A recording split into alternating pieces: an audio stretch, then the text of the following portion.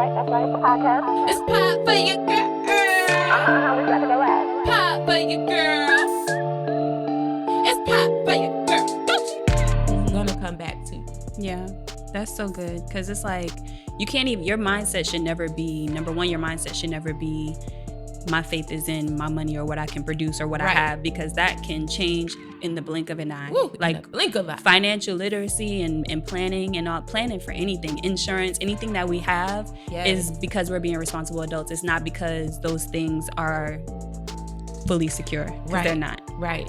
And then secondly, like, we should just be good people, period. Mm-hmm. So if you see somebody struggling, even if you know, like, this person is not gonna pay me back, like 9 times out of 10, unless I need it back, I'm just gonna give it to you. You know what I'm saying? Like, that doesn't mean I'm giving out. Unless you see a pattern. Right. Now, if they keep coming back to you like 10 times and they still ain't gave you back. Well, I'm not about to support your family. Right, exactly.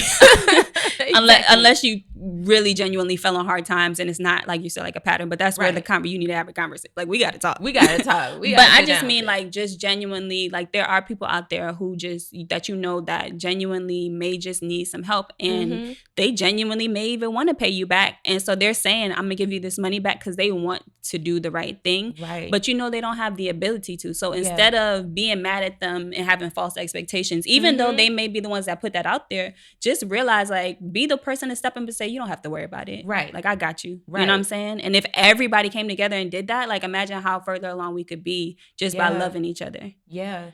Even, from an entrepreneurial standpoint, like, just giving through, your business. Like, when it comes to giving away stuff. Like, sometimes, like, I'll give away a free t-shirt or I'll give away a skirt or something like that. You know what I mean? And not necessarily say, like, dag, like, I could have made a profit off that. Or, sometimes we think about the profit, we think about the return or whatever, but it's just, even that good energy, like putting that energy out there, because, we think about it and it's like, I want to talk about character. Like, literally, like, you being able to lend somebody something, it builds character until, where you're trying to go in life. Yeah. It builds character in your faith. It builds character in, going to a new level, to a level of, before I wasn't able to do that. Yep. But now I'm able to do that. So what else can I conquer? What else can I change about myself? What other fear can, I let go of? Because, sometimes we're afraid of things, but it even challenges your fear, like going from a place of, I'm afraid to let this go, to a place of, okay, I let it go and God still provided. Yeah. You know what I mean? So just being in that. And you said something too about just being a good person because you see the need. Yeah. And that goes into our next segment, the Lift Every Voice segment, which is all about community.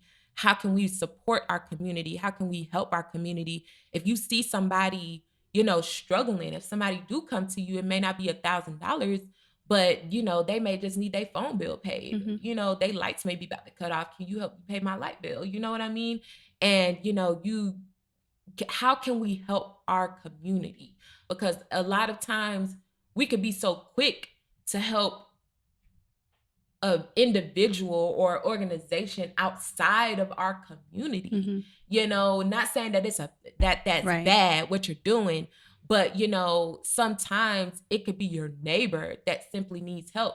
And when you help your neighbor, in a sense, I'm not saying you're trying to help yourself, but when you help your neighbor, your property value goes up. Like Monopoly. Like, when you buy up the block of Monopoly, the value of the neighborhood, it goes up.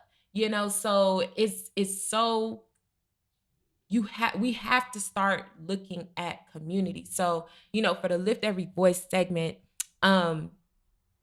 what would you say to any other person out there, or even to your younger self, about, any financial advice or anything about finances that we can teach our community, our younger, our young people out there about finances right now? Yeah. I just actually wrote on Facebook the other day that I wanted to maybe do a workshop. I don't know what COVID is saying about that, about my little workshop, but for younger people, especially like teens, because like I have nieces that, you know, are young adults right now, and I'm just like, man, you guys are in such a good position. Yes. So like that's the first thing to realize is like your mom, your dad, your grandparents, your aunts, your uncles, your cousins, you may have seen poverty your whole life, but you literally have a clean slate financially. Like if you are a minor, you're about to be an adult, your birthday's coming, you're about to turn 18, whatever the case may be, like you haven't screwed up yet, you have a clean slate, don't do it. Like debt, don't do it. Don't do it. Like, first of all, build up your self-discipline. Because when it comes to your credit, self-discipline is the key. It's everything. Debt can be helpful. I'm not saying like debt is completely wrong, but there are so many ways to use it that you can't, it's not about, oh, I got this credit card in my pocket and I'm hungry, let me swipe it. Right. Oh, I want these shoes and I ain't got no cash, let me swipe it. If you don't have the cash, then you should not be swiping. You should not be swiping. Period. Because people don't talk about interest rates now. Exactly. Look, sis. When I first got my first credit card, I did not understand why I only spent $500, but within 2 months, now I owe the balance is $700. Yeah. Like, what? Like, how the balance go from $500 to $700? And it's because of the interest rates. It's because of fees. It's because of, late fees on top of that. Like, you don't pay and then you have a late fee. Like, all companies of that are not. So we talked about before, like us helping each other, right? So you might give somebody, oh, can I loan $500? I'm going to give it back to you. You're expecting $500 back. Right. Companies are not looking at us like, let me be a good person and let me love on you and let you borrow $500. No, there's a reason why they're doing it. It's because it's a business and they're going to make money off of it. That money is called interest. Yes. So if the one thing I would suggest for young people is like, if you're going to go, like, build your credit for sure. Have self-discipline. If you don't have self-discipline, do not deal with credit, period. It's better to not even build your credit than it is to go in debt because you didn't have self-control. Like a lot of people say, oh, no credit is just as bad as bad credit. As far as your credit score is concerned, maybe, but in the grand scheme of things, it's better to not even touch it than to go into debt, because debt is like, it's hard. It's tough. It really is. And it's stressful. Yes. And I'm sorry. No, I was just going to say, like, also with school loans. Yeah. Like, y'all young folks out there, apply to these scholarships, apply to these grants. Like, get your grades up. Like, can you do good in school so you can get a scholarship, an academic scholarship? We trying to tell y'all, look, listen to us. A free ride, a scholarship, like anything you can do, any money.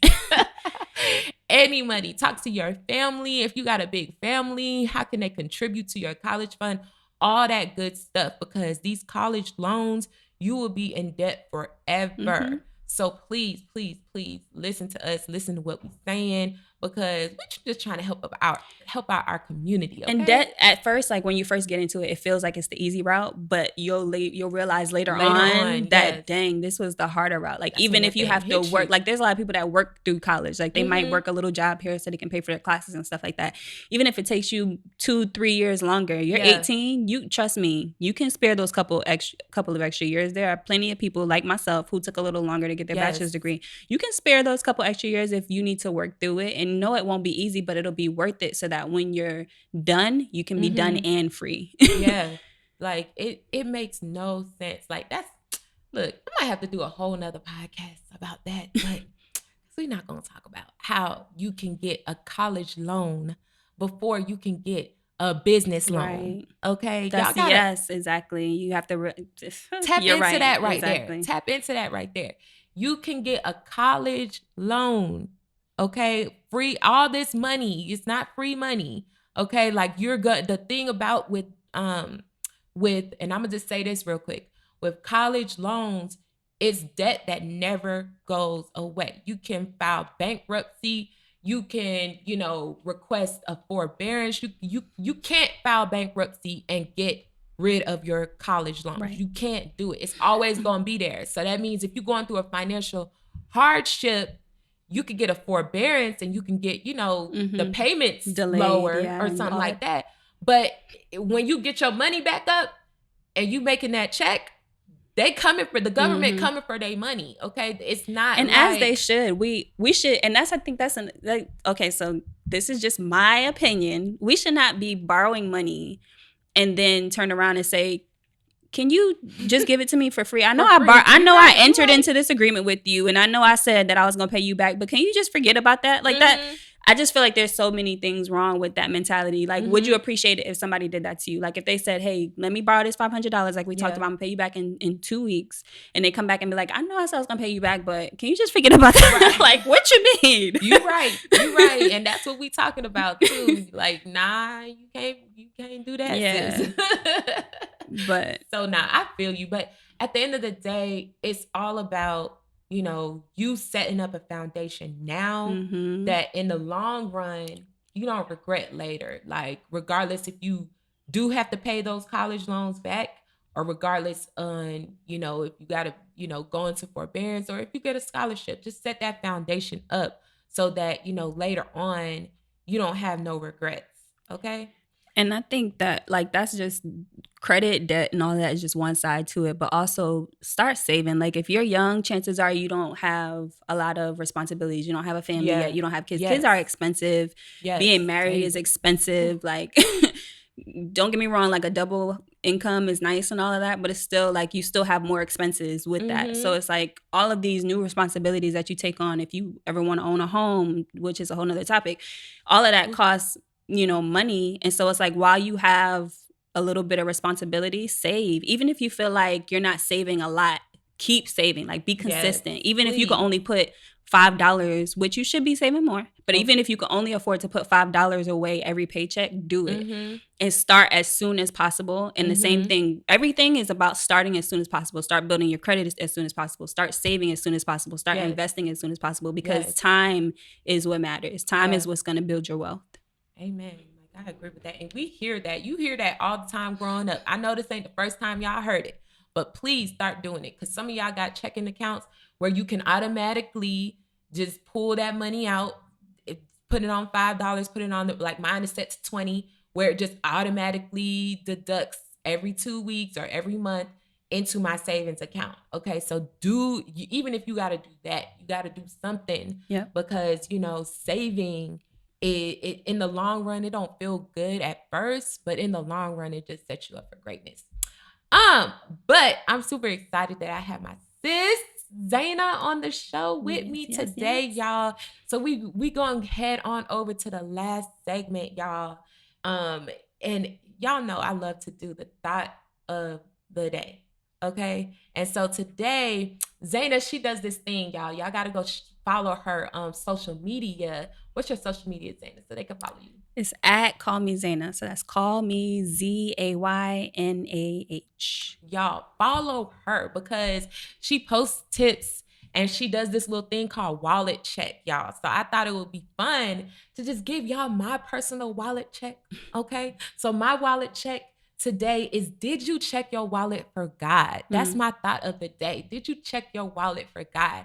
Based off of everything we just talked about, you guys, lending, becoming the lender and not the borrower, you know, not allowing ourselves to feel that spirit of fear when it comes to letting go of our money, when it comes to investing, when it comes to even saving, because that's a revelation. Yeah.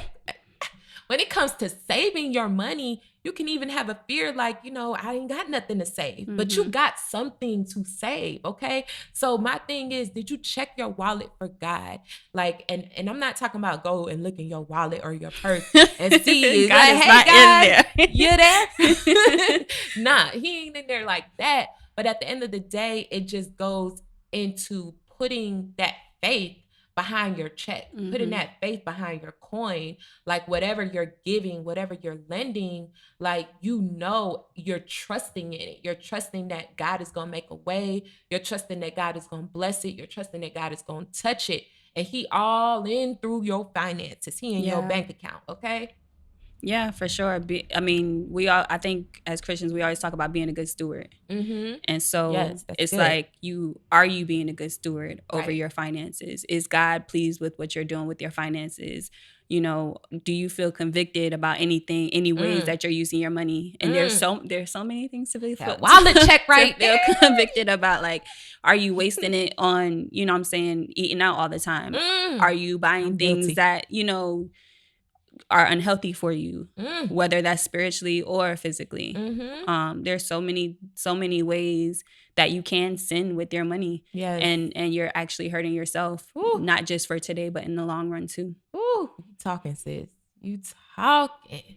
Like, and sometimes I do go through my checking account and I see like all the fast food, all of the unnecessary. You know, we could have just went grocery shopping. Yes. And when I'm leaving the grocery store, you know, the Glenwood Kroger, they know they wrong because they put a Chick-fil-A right next to the grocery store. And it's like, as soon as you leave in the grocery store, the energy that you lose from walking around, pushing the cart, it make you hungry. That's different though. That's different. Okay. I mean, you treat yourself, don't cheat yourself. Yeah. Okay. I'm not saying live a life where it's like, can't have any fun, can't do anything that I like, can't have anything that I want. But all of that is in moderation. Like, don't live like a robot because you're going to be miserable. It's like, it's not worth it, you know, at that point, until you actually see your bank account going higher because you ain't spending anything. You can also, if you with it, sacrifice. But if you want to, you know, have a balance, which is something that I prefer to do, go ahead and have a balance, but count how much money is coming out of your account, because every time you swipe, because fast food is not $5 like that anymore. Sometimes it's $5, $10, $15, depending on where you eat. You might spend $20. And that adds up quickly. It shows. Dude, quickly. I love what you said about moderation. I think Maya Angelou, she has a quote where she says, moderation, even for your moderation. And, you know, like sometimes like we're like, okay, let me moderate how much money I spend on fast food. But I like how you said, treat yourself. And that's what she's talking about. Like, you even moderate your moderation, because you don't want to be too strict on yourself. To the point where, you know, and I feel like that strictness, it causes you to be like, I'm done saving. Like, I don't, you know, I'm over saving. Now I don't have no money for myself. I don't have no money to enjoy life. I don't have money to, you know, do the things that I want to do. So, you know, I think that, you know, just bringing everything home, even when it comes to, you know, checking your wallet for God, just making sure that, you know, God is also adding balance to your life, and that you're putting prayer on top of things, and you have a certain level of direction when it comes to saving, when it comes to, you know, so you're not just you saving, but you saving with a purpose, and you saving with a plan. So once you meet that goal, you're like, okay, I was saving up for this new car. Here it is. Like I got it. But then when you meet that goal, don't turn around and be like, oh, you know what? I'm afraid to take this leap and even use what my savings for what I saved it for. Like, no, I'm gonna just keep saving it and keep saving it and keep saving it. And now you can't, you know, enjoy what you initially wanted to do. It's so many ways that fear can come in with finances, but that's something that we really have to overcome as a community. Like, we really have to overcome that. I love what you said. One of my favorite wallet checks that I posted on Instagram was like, and I don't remember what it says verbatim, but pretty much, does your spending habits line up with your priorities? And so I think you said about direction is so important, because it's important to know what you want in life, to identify that, because not everybody's budget and not everybody's percentage of what they save should be the same. None of that should be the same, because we're all different, we're all unique, and all of our goals are different. Now, the one thing we should do is definitely save like an emergency fund. They say you should save 3 to 6 months of your monthly expenses. Yes, that's so good. That when things happen, like this COVID situation, people that have done that, they had a little bit of a sense of, okay, you know, if I lose my job, I need to turn around and find one, but I have a little bit of a cushion. We're not going to go hungry. We're not going to be homeless and things like that. And we don't have to depend on the government to do that for us. Yes. But just knowing what kind of life you want to live, being able, you know, if you want to be a giver, like being generous is so important to me, and being able to help people is important to me. But if I don't work on building my finances, and if I don't have anything to give, then I will never achieve that goal. Exactly. So it's like, you have to know what kind of life, like what would you spend your time doing? How would you spend your money if you didn't have to work? Yes. That's really good. Like, y'all, I'm gonna have to have Zaynah come back through here, okay? Because this was really good. Like, I hope you feel like you grew a little, like you matured a little bit with your finances. Yes, okay. We leveled up today, okay? So I hope you guys enjoyed today's episode. She definitely gonna come back, y'all. So I want you guys to comment what you learned, what was your most valuable tip, MVT, okay? Comment that. Let us know how you felt about today's podcast, and hit Zaynah up at Call Me Zaynah on her IG, on Facebook, and just, connect with her. Connect. If y'all need any advice, hit her up. If y'all need help financial planning for your personal, tip, just hit her up, okay? Because she good, because this was edifying to me. Okay, and I want y'all to do me a favor to go follow us on Instagram, follow us on SoundCloud, follow us on YouTube. Okay, y'all, this was good. This was really, really good. It was. Thank you for having me. This was fun. Look, we celebrate you, sis, because I'm just happy for you. We celebrate the culture. We celebrate. It's for the culture. I ain't get it for myself. It's for the culture. Okay, but we love y'all. We are here for you guys. Anything y'all need, just hit us up. Until next time, it's Pop for your girl.